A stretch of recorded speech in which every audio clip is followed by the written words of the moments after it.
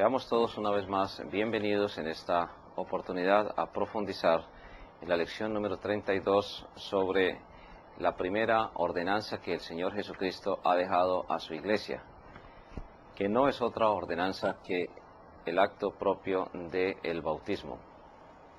Esta justificación, valga la redundancia, debe desarrollarse porque hay muchas tendencias de doctrinas en la actualidad que tienden a desvirtuar la misma palabra de Dios en cuanto a la doctrina del bautismo enseñada por el Señor Jesucristo, registrada en su palabra, desarrollada por las iglesias primitivas establecidas bajo la autoridad del Señor, sostenida esta misma doctrina por cerca de 20 siglos, pero que ha sufrido enormes ataques. Hoy es muy frecuente la doctrina de que para que una persona sea miembro de una iglesia del Señor Jesucristo, basta solamente con ser creyente en el Señor Jesús. Hay una enorme confusión y también hay mezcla de lo que es el concepto, la enseñanza de la palabra de Dios en cuanto a la habitación del Espíritu Santo en nuestras vidas, y también en cuanto al bautismo del Espíritu Santo y el bautismo en agua. Son muchas las desviaciones doctrinales que se presentan en la actualidad. Por eso, en esta lección número 32, vamos a hablar del acto propio del bautismo, refiriéndonos al bautismo en agua. Hay que diferenciar el bautismo en agua del bautismo del Espíritu Santo. Son dos cosas totalmente diferentes. Pero como decíamos anteriormente, es necesario entrar aquí en materia para diferenciar esto y permitir que haya claridad sobre un asunto tan importante. Repetimos, esta lección se justifica por la gran cantidad de enseñanza que hoy se imparte de una manera errónea sobre la ordenanza, porque la primera ordenanza que el Señor estableció a su iglesia desde la Gran Comisión fue la ordenanza del bautismo. Toda potestad, nos dice Jesús allá en Mateo capítulo 28, versos 18 al 20. En otras palabras, toda autoridad me es dada, dice Jesús, en el cielo y en la tierra. Por tanto, y transfiere en ese momento la autoridad a su iglesia, a la primera iglesia que Él estableció. Y por todas las naciones hacer discípulos, bautizándolos en el nombre del Padre, del Hijo y del Espíritu Santo, enseñándoles todas las cosas que yo os he mandado, y aquí yo estaré con vosotros todos los días, dice Jesús, hasta el fin del mundo. Llevemos una plegaria al Señor para que en nuestras iglesias la ordenanza del bautismo siga practicándose como se ha hecho hasta ahora, de acuerdo a la palabra y a la voluntad de nuestro Señor. Padre nuestro que estás en los cielos, en este momento estamos en tu divina presencia y queremos darte gracias por esta maravillosa doctrina del bautismo. Es un símbolo, pero es un símbolo que tú has establecido de una manera certera para bendición de nosotros los creyentes. Hay mucha confusión hoy en tus iglesias en cuanto a la doctrina del bautismo.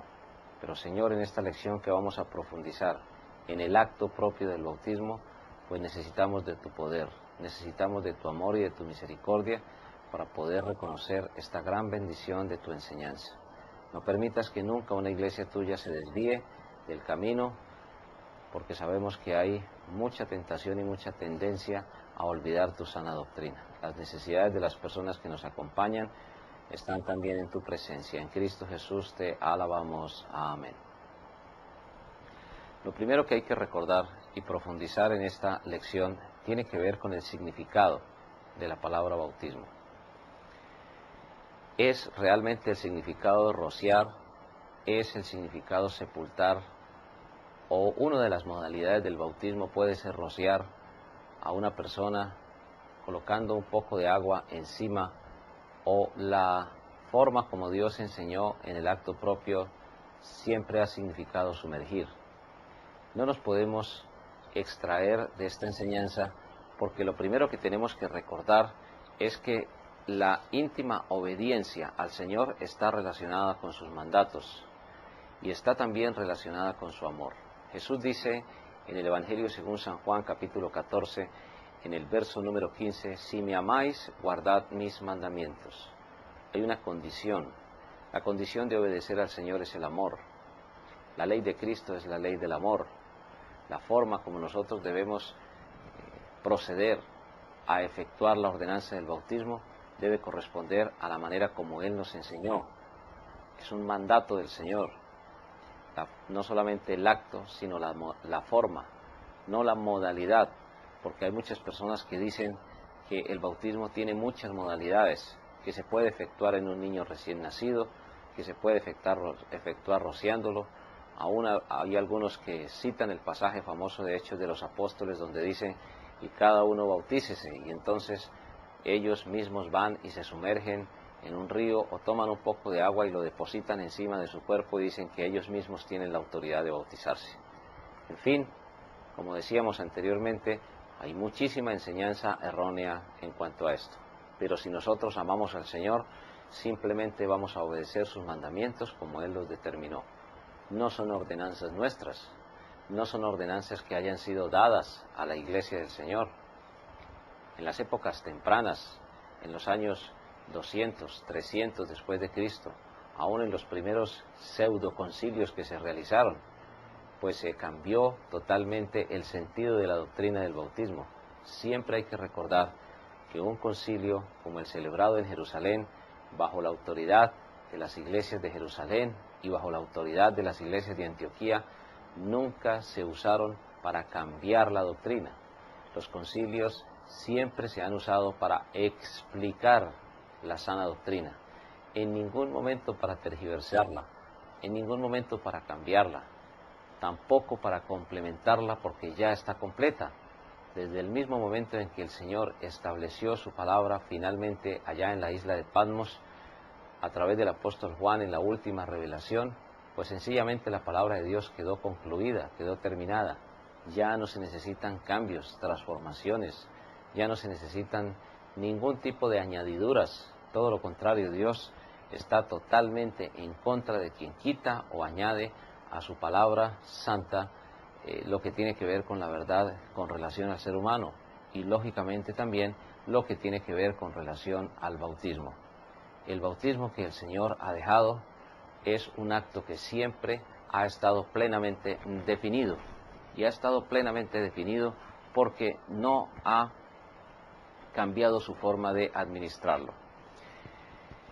El mismo sentido que el Señor le dio allá en el momento en que fue efectuado por Juan el Bautista debe conservarse actualmente.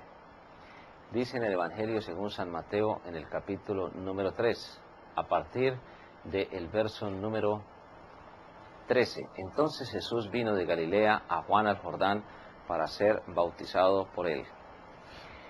El bautismo es una forma de identificación, es un símbolo que representa muy decididamente tanto la muerte como la sepultura como la resurrección del Señor Jesucristo.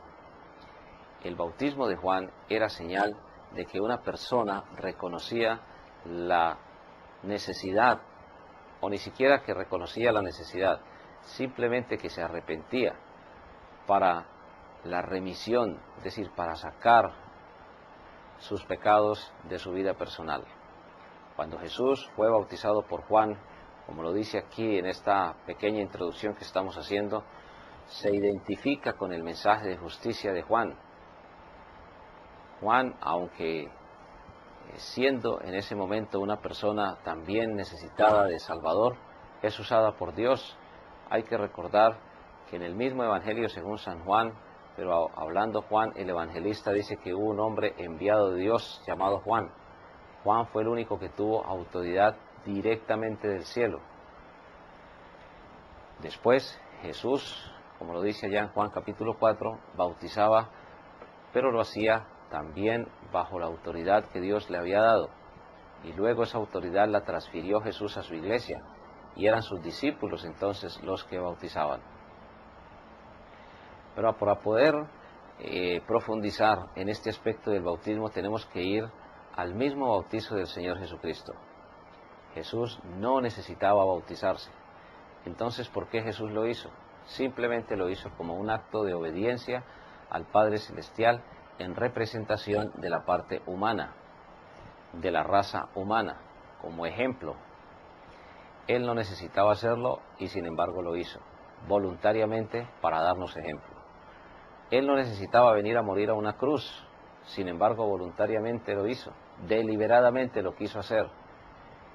En pacto de acuerdo con el Padre y con el Espíritu Santo, decidió venir a morir a una cruz por nosotros. Fueron actos voluntarios de obediencia. Por eso encontramos a Jesús aquí, pero no podemos desviarnos del propósito central de esta profundización. El propósito central de esta profundización no es otro que el de entender claramente que el Señor Jesús deja un modelo y deja un ejemplo de el bautismo. Pero ese bautismo fue por inmersión. El acto del bautismo no se puede cambiar en su naturaleza, ni en su esencia, ni tampoco en su forma. De ninguna manera puede cambiarse en su modalidad, porque hermanos y hermanas en nuestro Señor Jesucristo, cuando Jesús viene de Galilea, Él camina una distancia bastante larga. Algunas personas hablan de cerca de unos 40 kilómetros, otros hablan de unos 60 kilómetros, y como los medios de transporte en esa época no eran iguales a los que tenemos hoy, pues una distancia de 40 a 60 kilómetros era una distancia considerable. Jesús hubiera podido, si hubiera querido hacer, cambiar el tipo de autoridad que había dejado a Juan y simplemente hacerlo directamente. Pero él no quiso hacerlo. Dice que Jesús vino de Galilea a Juan al Jordán. Ahí es donde está implícita la afirmación de que habían unos 40 o 60 kilómetros aproximadamente para ser bautizado por él. Mas Juan se le oponía. ¿Por qué Jesús recurre a Juan? Porque Juan era el único que tenía en ese momento la autoridad de hacerlo.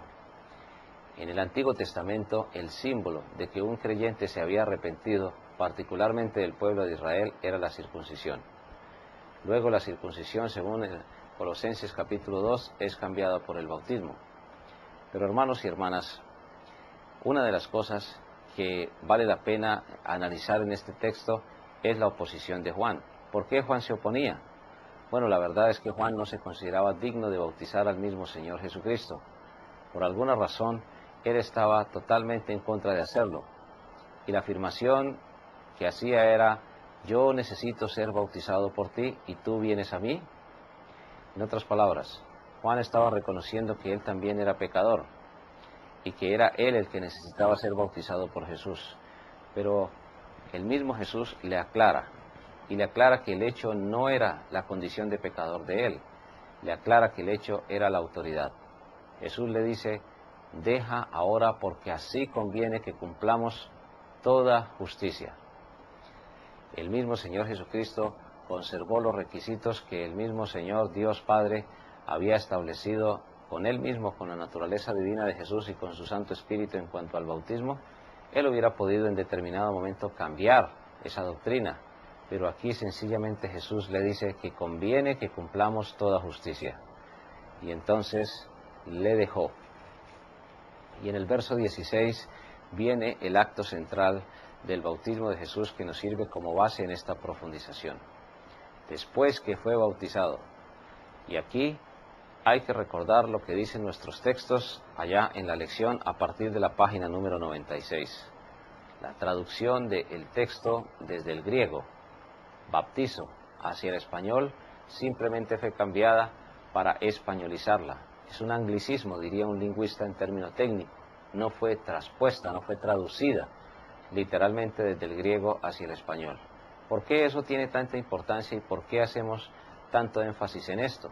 Sencillamente porque muchas iglesias del Señor se han desviado de la sana doctrina y simplemente afirman que una persona, cuando ha recibido a Cristo como Salvador personal, automáticamente queda miembro de la iglesia del Señor y que no necesita ser sumergido, o que puede ser rociado de alguna manera y que no va a tener ninguna importancia esto delante de Dios. ¿Opinaba Jesús eso de la manera como lo estamos presentando? Evidentemente no. Jesús está diciendo aquí, inspirando al evangelista Mateo, le está diciendo, o está afirmando mejor el Señor a través del evangelista Mateo, que subió luego del agua. ¿Por qué subió? Sencillamente porque había bajado. Si hubiera necesitado solamente rociarlo, pues los términos lingüísticos aquí serían totalmente diferentes. Pero cuando afirma subió luego del agua, sencillamente estaba reconociendo que había bajado. Y al haber bajado está indicando una sepultura. El símbolo de una sepultura, el símbolo de una inmersión, no de una aspersión. Si hubiera sido por aspersión, pues sencillamente la expresión subió luego del agua hubiera sobrado, hubiera entrado en seria contradicción. Pero mis hermanos y mis hermanas, dice la palabra del Señor, que vio al Espíritu de Dios que descendía como paloma y venía sobre él. La Trinidad de Dios, Dios Padre planea, Dios Hijo ejecuta, y Dios Espíritu Santo guía y sustenta hacia toda la verdad. Y hubo una voz de los cielos que decía, este es mi Hijo amado, en quien tengo complacencia. Muchas afirmaciones, estudios y hasta libros enteros se han escrito tratando de justificar que la doctrina del bautismo pasa por la aspersión. Pero la cruda realidad, apreciados hermanos y hermanas en nuestro Señor Jesucristo, es que no se puede cambiar la forma del acto del bautismo. Si vamos al libro de Romanos, en el capítulo número 6, podemos ver que claramente el Señor está definiendo lo que Él mismo había demostrado aquí con Juan el Bautista. Aparentemente, la doctrina del bautismo no es importante, pero Jesús mismo lo dijo, que cuando juzgamos según las apariencias, entonces nos equivocamos profundamente. Y eso sucede desde el punto de vista doctrinal. Para algunas personas, sumergir o rociar es algo secundario, para Dios no. Para Dios no, porque sencillamente cuando se está sumergiendo a un verdadero creyente en el Señor Jesucristo, pues simplemente se está simbolizando adecuadamente su muerte. Romanos capítulo 6 dice la Biblia, ¿qué pues diremos? ¿Perseveraremos en el pecado para que la gracia abunde? En otras palabras, ¿cada día pecaremos más? Está preguntando. En ninguna manera contesta el mismo apóstol Pablo a la iglesia en Roma y a nosotros, porque los que hemos muerto al pecado, esa expresión muerto al pecado significa que el pecado ya no nos esclaviza. El pecado siempre quiere reinar, enseñorearse de la vida del ser humano, como lo afirma ya en el mismo libro de Romanos. Pero cuando nosotros hemos recibido en la nueva naturaleza, la naturaleza del Espíritu Santo, el pecado, aunque está dentro de nosotros, ya no puede reinar, está muerto, porque el mismo Espíritu de Dios lo controla. ¿Cómo viviremos aún en Él? ¿O no sabéis que todos los que hemos sido bautizados en Cristo Jesús hemos sido bautizados en su muerte? Y en el verso 4 está la explicación contundente. Somos sepultados juntamente con Él. Otra vez está la expresión sepultar, y aquí sí fue traducida muy correctamente hacia el español. ¿Para qué? Para muerte por medio del bautismo, a fin de que como Cristo resucitó de los muertos, así también, dice aquí la palabra de Dios, nosotros andemos en vida nueva. Estamos en Romanos capítulo 6, en el verso número 4. Porque si fuimos plantados juntamente con Él en la semejanza de su muerte, así también lo seremos en la de su resurrección. Hermanos y hermanas, simplemente el acto del bautismo, cuando no se realiza por inmersión, no es válido delante de Dios, porque Dios ha dejado el acto del bautismo por inmersión para simbolizar una sepultura. No hay peor enemigo para el ser humano que la muerte. La Biblia dice claramente que el último enemigo que será destruido es la muerte. La palabra de Dios enfatiza que tenemos nosotros los seres humanos serios enemigos, el diablo, nuestra propia carne, es decir, nuestro propio yo, nuestra propia naturaleza. Debemos inclusive en determinado momento reconocer nuestras grandes limitaciones, porque a veces nuestros grandes enemigos están dentro de nosotros mismos. Pero, hermanos y hermanas, cuando analizamos aquí que Jesús enseña claramente a través del apóstol Pablo y de su Santo Espíritu que el bautismo es una sepultura, pues no podemos cambiar esa doctrina. Es absolutamente claro que el Señor ha dejado el bautismo simbolizando la sepultura, la resurrección de Cristo. Y, lógicamente, en el caso del creyente, cuando uno se arrepiente y cree, debe proceder a ser bautizado. Muchas congregaciones afirman, si usted recibió a Cristo no necesita bautizarse, porque usted ya es miembro del cuerpo de Cristo. Y usan un pasaje que vale la pena usar en esta profundización que estamos haciendo. En 1 Corintios, en el capítulo número 12, en el verso número 13, dice la Biblia, porque por un solo espíritu fuimos todos bautizados en un cuerpo, sean judíos o griegos, sean esclavos o libres, y a todos se nos dio a beber de un mismo espíritu. Cuando uno recibe a Cristo como Salvador personal, como en el caso del apóstol Pablo que lo había hecho, dice, por un solo espíritu fuimos todos sumergidos en un cuerpo. ¿A qué tipo de bautizo se refiere ahí?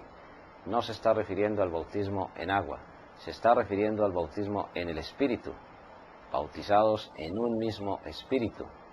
¿Cuándo fue el creyente bautizado en el Espíritu Santo?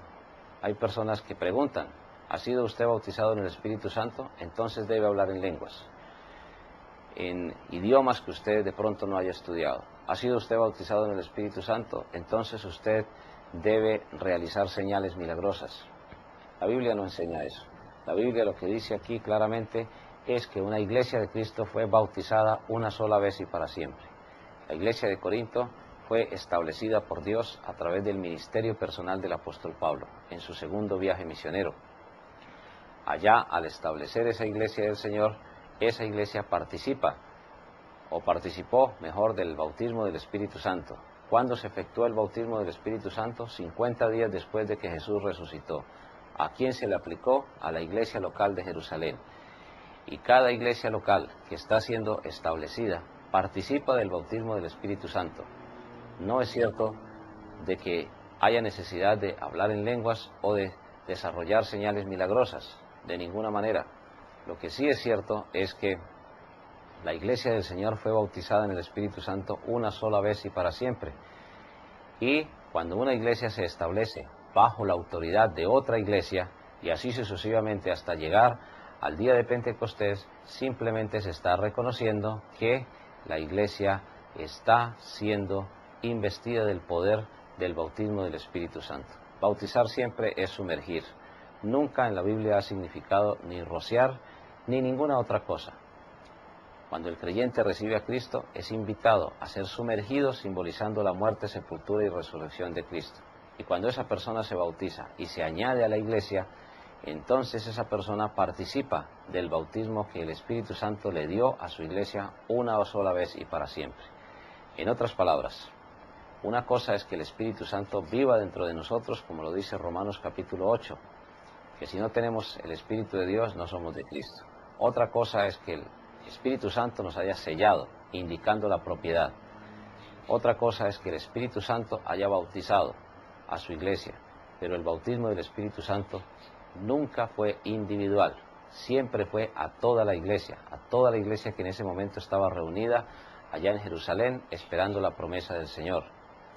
Pero luego vendrían las iglesias en Judea, en Samaria, en Galilea, luego vendrían las iglesias en Antioquía, luego vendrían las iglesias en Corinto, en Galacia, todas esas iglesias en Tesalónica, en Filipos y todas las iglesias que menciona Apocalipsis en el capítulo número 2. Todas esas iglesias participaron del bautismo del Espíritu Santo. Y durante 20 siglos, esas iglesias locales, iglesia por iglesia, fue participando del bautismo del Espíritu Santo. No fue un acto repetitivo, fue un acto una sola vez y para siempre desarrollado por Dios. Bautizar a la iglesia en el Espíritu Santo fue sencillamente la dirección que Dios le dio en cuanto al poder. Recibiréis poder, le dijo el Señor a su iglesia. Siempre usamos el ejemplo del automóvil nuevo. Podemos tener un automóvil último modelo, pero si ese automóvil no se le aplica gasolina o combustible para que con la energía sea movilizado, pues sencillamente nunca se podrá movilizar. La iglesia de Cristo ya estaba establecida. ¿Qué hizo que la iglesia predicara el Evangelio? El Espíritu Santo. ¿Cuándo le dio el poder? Cuando fue bautizada en el Espíritu Santo. ¿En qué momento? 50 días después de que Jesús resucitó. ¿Prometió el Señor repetir ese bautismo? Nunca prometió repetirlo. Por eso Pablo está diciendo aquí en 1 Corintios 12, el texto que estamos explicando, por un solo Espíritu fuimos todos bautizados, porque Pablo fue miembro de la iglesia de Corinto. Y en ese momento en que fue miembro de la iglesia de Corinto, investido por la autoridad de la iglesia de Antioquía, estaba participando del bautismo del Espíritu Santo.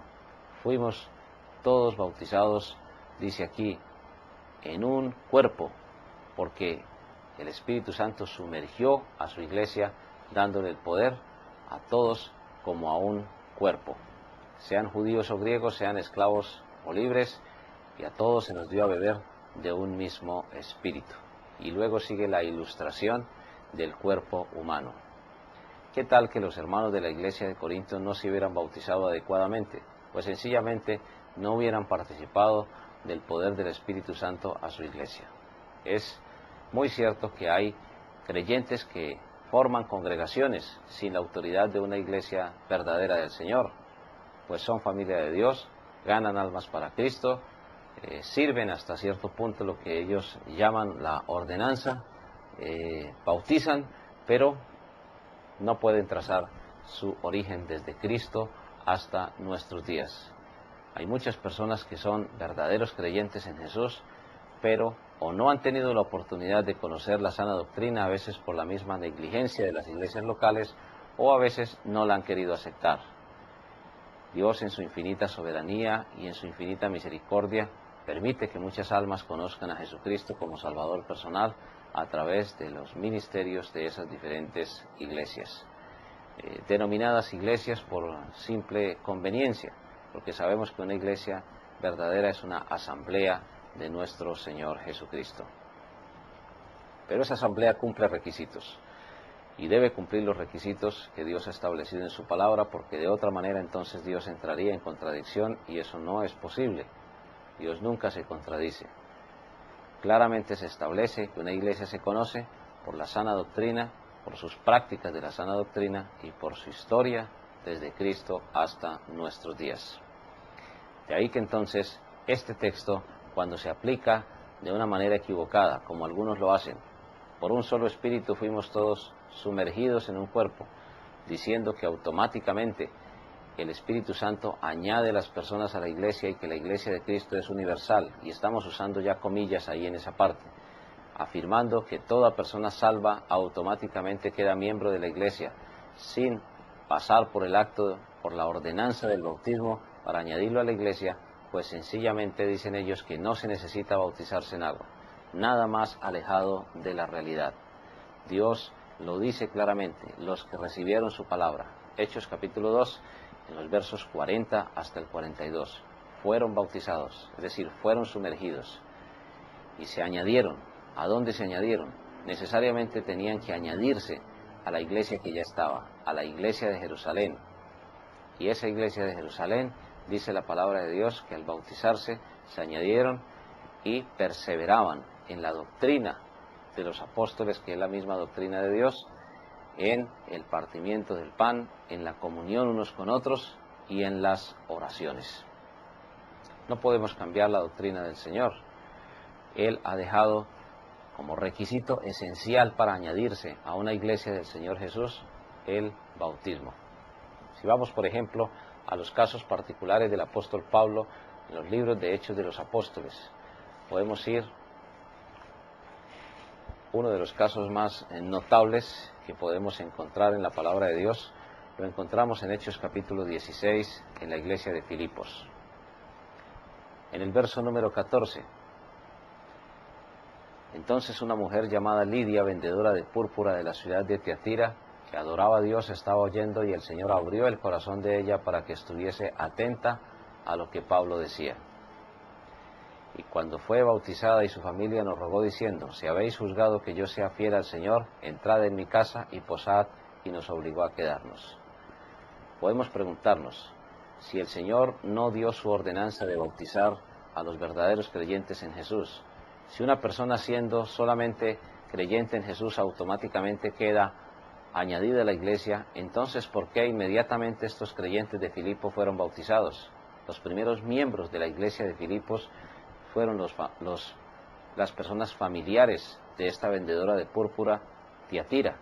Entonces, dice aquí la palabra de Dios que ella estuvo atenta a lo que Dios decía a través del apóstol Pablo. y luego fue bautizada. ¿Qué sentido tenía entonces bautizarla si ella automáticamente quedaba miembro de una iglesia del Señor sin haberse bautizado? La contradicción de quienes afirman eso no puede ser menos que de gran magnitud. Otro caso que podemos encontrar aquí en este mismo capítulo, los siguientes miembros, a raíz de una persona que tenía espíritu de adivinación y que empezó a burlarse del apóstol Pablo y de su predicación, Dios interviene. Pablo y Silas son detenidos y alababan al Señor allí en la prisión. Pero después del milagroso terremoto, viene entonces la intervención del Señor en el corazón del carcelero de Filipo. Señores, ¿qué debo hacer para ser salvo? Ya estaba arrepentido este hombre de todo lo que le habían hecho al apóstol Pablo y de todo su propio pecado. Y el apóstol, inspirado por el Señor, le dice: cree en el Señor Jesucristo y serás salvo tú y tu casa. Claro, la casa de él también debería creer y arrepentirse y creer en Jesús. Y dice la Biblia claramente que le hablaron la palabra del Señor a él y a todos los que estaban en su casa. Y él, tomándolos en aquella misma hora de la noche, les lavó las heridas y enseguida se bautizó él con todos los suyos. ¿Por qué el carcelero de Filipo procedió a bautizarse juntamente con toda su familia? Si no fuera necesaria la ordenanza del bautismo para añadir a una persona, porque hay que repetir hasta la saciedad. Dios dejó la ordenanza para que la persona simbolizara la muerte, sepultura y resurrección de Cristo, primero, y segundo, para añadir esa persona a la iglesia. Si no hubiera sido de esa manera, pues sencillamente estos textos sobrarían. Dios no los hubiera hecho registrar aquí en su palabra. Si una persona cree en Cristo y automáticamente queda miembro de una supuesta iglesia universal que nunca puede congregarse, que nunca puede servir la cena del Señor, porque es al fin y al cabo invisible y universal, pues entonces no hubiera tenido sentido dar la orden de que esas personas se bautizaran de acuerdo a lo que Dios había dejado en su santa palabra. Apreciados hermanos, hermanas en el Señor Jesucristo, hay muchas otras formas de ilustrar la profundización en esta primera parte sobre el acto del bautismo. Y algunos de los textos están allí referidos en los textos escritos que ustedes tienen allí impresos. Pero cualquiera de ellos está plenamente referido a confirmar que el bautismo es una inmersión, una sepultura, con un símbolo plenamente definido. Términos como paidobautistas que aparecen allí en los escritos que ustedes tienen, pues están relacionados con las personas que bautizan niños. La palabra paido viene del griego paidión y significa un niño que necesita todavía una dirección, un tutor. La Iglesia de Cristo jamás ha bautizado personas en una edad en que no tengan la oportunidad de arrepentirse y creer. Muchas personas, sobre todo en lo que llaman la Reforma o en lo que denominan las iglesias protestantes, han incluido en sus postulados la autorización de bautizar de cualquier manera y a cualquier persona. Hay otros que inclusive se han atrevido temerariamente a afirmar que el bautismo es un requisito para salvación. Nada más alejado de la realidad. Si el agua nos levantara de entre los muertos, pues sencillamente las funerarias tendrían una piscina al lado y cada uno de los catafalcos en los cuales se depositaran los cuerpos se pasarían por el agua y uno se levantaría del catafalco y de entre los muertos. El agua tendría el poder de la vida eterna. Aquí podemos recordar a los famosos filósofos presocráticos que hablaban del agua, de la tierra, del fuego, del aire, como principio de la vida humana. Pero al fin y al cabo ellos eran incrédulos, mientras que muchos afirman ser creyentes en Jesús y le confieren al agua o le confieren al acto del bautismo algo que no y definitivamente no tiene razón de ser. El agua sirve solamente para simbolizar una sepultura. Ahora, el agua sí sirve como parte física para la higiene del cuerpo, para la preparación de los alimentos y para todo el equilibrio natural que la vegetación exige a través del precioso líquido. Pero desde el punto de vista espiritual, para lo único que sirve es para sumergir a una persona, simbolizando la muerte, sepultura y resurrección tanto de Cristo como del creyente.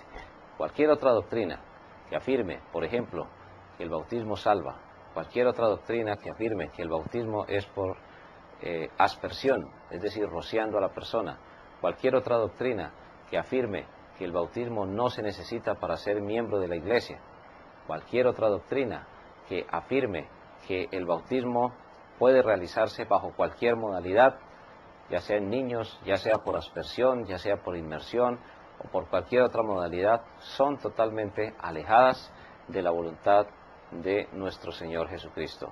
Los símbolos son adecuados. ¿Qué tal hacer un signo más recortando una parte del signo?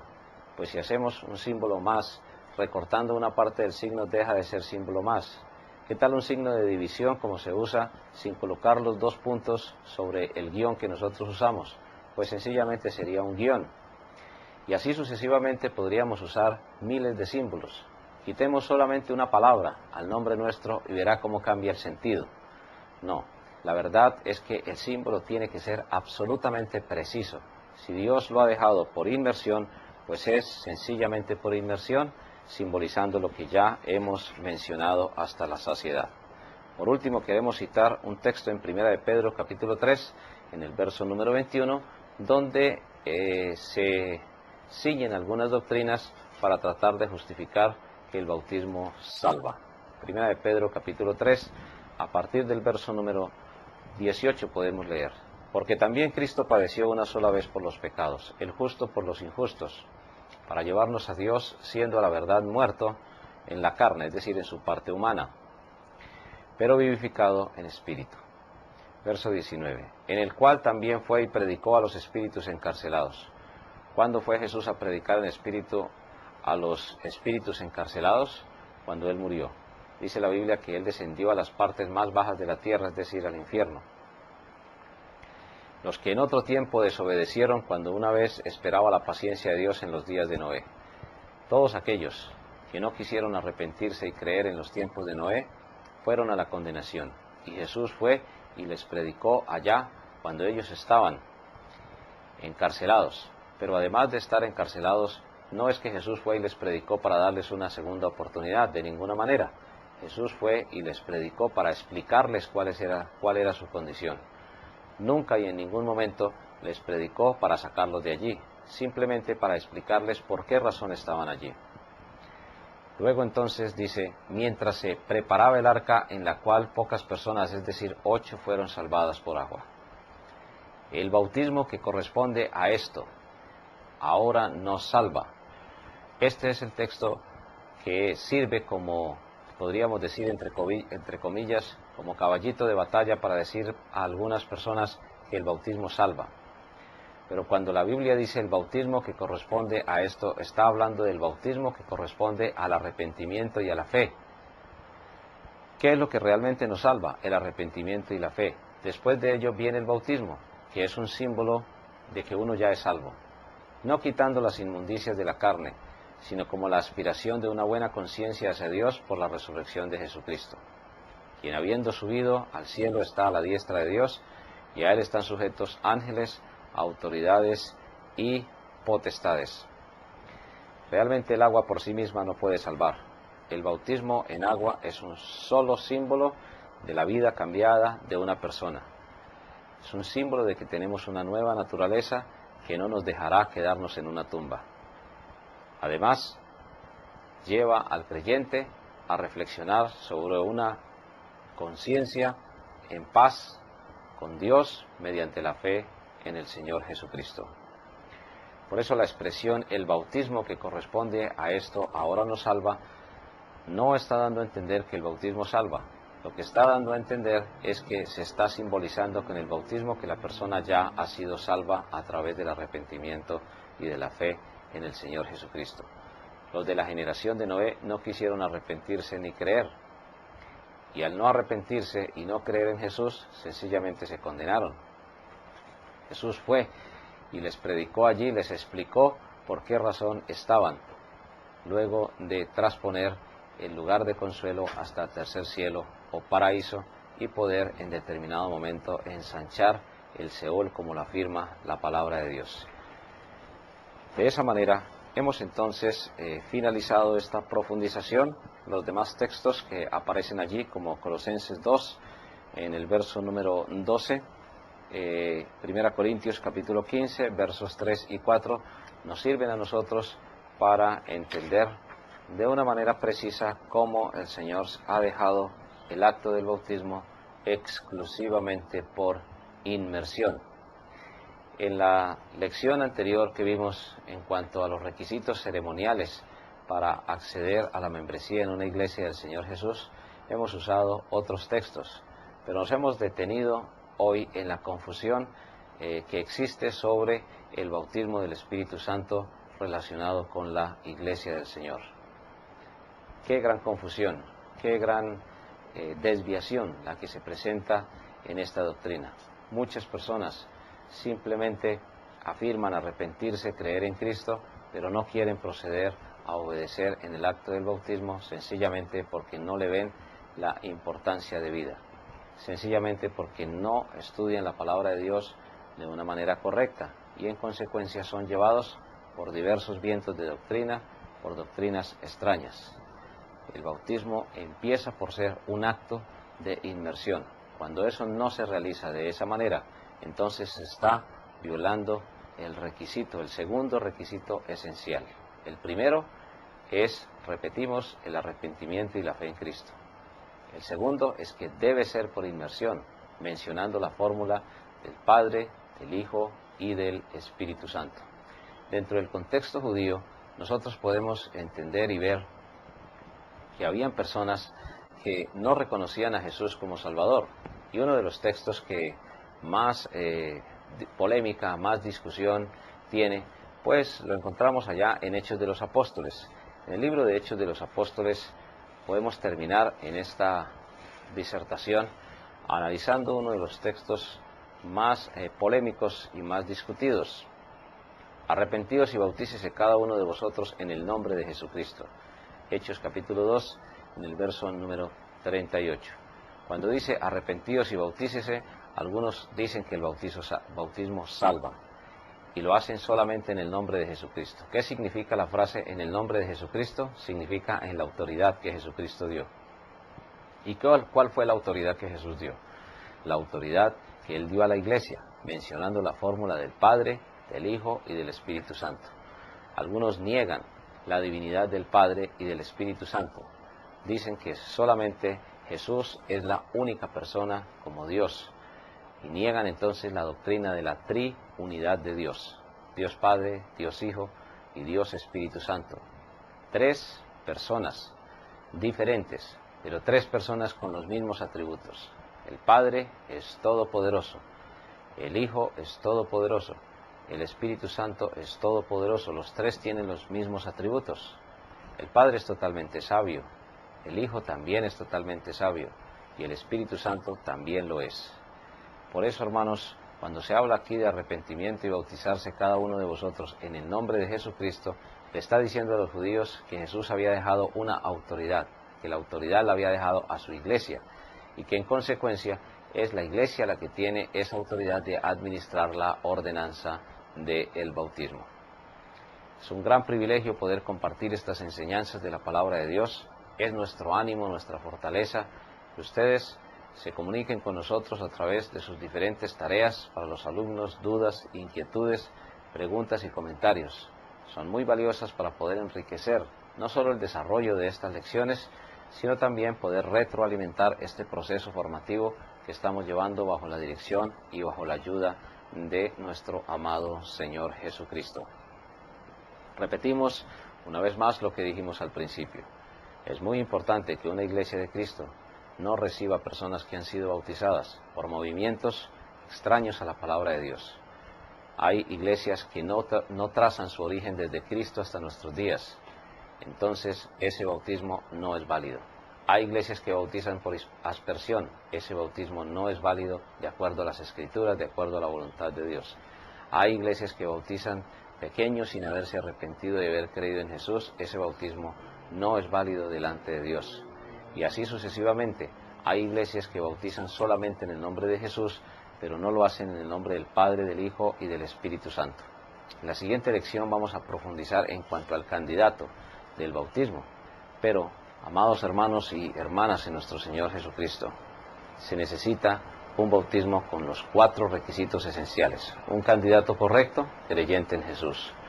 Un modo correcto, inmersión en el nombre del Padre, del Hijo y del Espíritu Santo. Un propósito correcto, sola y estricta obediencia.